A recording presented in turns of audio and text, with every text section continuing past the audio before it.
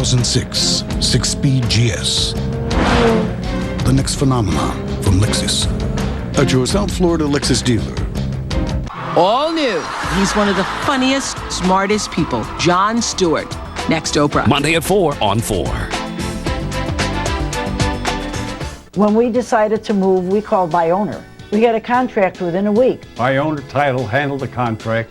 In a month, it was signed, sealed, and delivered. And we saved nearly $10,000. Thanks, by owner. Thanks, by owner.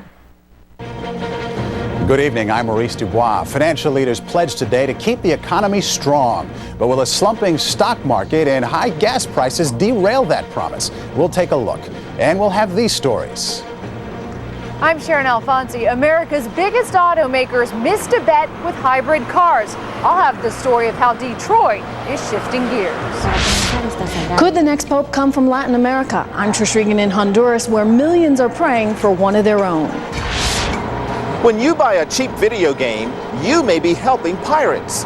I'm Randall Pinkston, and I'll have the story of a $3 billion headache for the video game industry. Injured in the war in Iraq, these soldiers are fighting a different battle. I'm Cheryl Atkinson with a new therapy to help them fight the challenges ahead.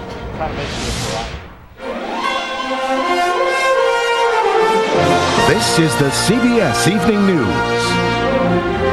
with Thalia Assuras. Thalia Assuras is off tonight.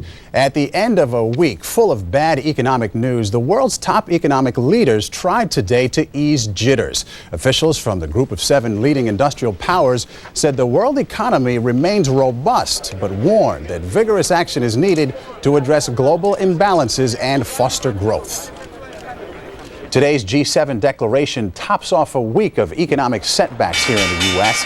The Dow finished the week down 374 points, its worst week since last August. For the year so far, the Dow is off 6.5%, the Nasdaq more than 12%. And consumer confidence is at its lowest ebb since September of 2003, largely because of higher oil prices. And joining me now to try to make some sense of all of this is Mark Zandi, chief economist at economy.com. Mark, let's begin with what exactly is driving the downturn in the market here. What's the problem? Well, really two things. First, higher energy prices. Oil prices are over $50 per barrel, and that's very high by historical standards. And the second thing is the fact that the Federal Reserve is raising interest rates. Both those factors are weighing on stock investors. Two main factors. Does that mean the U.S. economy is actually in trouble here? No, I don't think so. There's certainly weights on the economy. The economy's growth is going to slow, but I think the economy is going to work through this and be fine and continue to move forward. So that doesn't mean we're moving toward the R word, recession? No. In fact, you know that old adage, the stock market's predicted 10 of the last 5 recessions. I think this is one of those cases. Okay, Mark Zandi from economy.com. Thank you very much. And one sector that's hard hit by high oil prices is the auto industry. So plenty of eyes will be on GM and Ford when they announce their latest earnings reports next week. Sharon Alfonsi joins us now with more on the outlook for two big manufacturers in a rapidly changing world. Sharon. That's right, Maurice. Wall Street is expecting a round of lousy financial reports from American auto companies. The reason? Higher prices for materials, skyrocketing healthcare costs, and missed opportunities. And now some buyers are looking beyond Detroit. Dreading that $50 fill-up, drivers are now looking to hybrids in record numbers.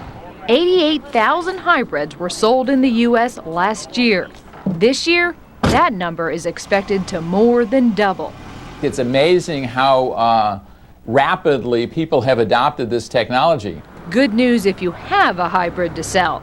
But GM, America's largest automaker, doesn't have a single hybrid on the market. The Japanese are way ahead in terms of hybrids, there's no doubt. The Americans have just fallen behind. And so have their profits. In the last 2 months, GM sales have fallen nearly 10%, and its market share hit a record low.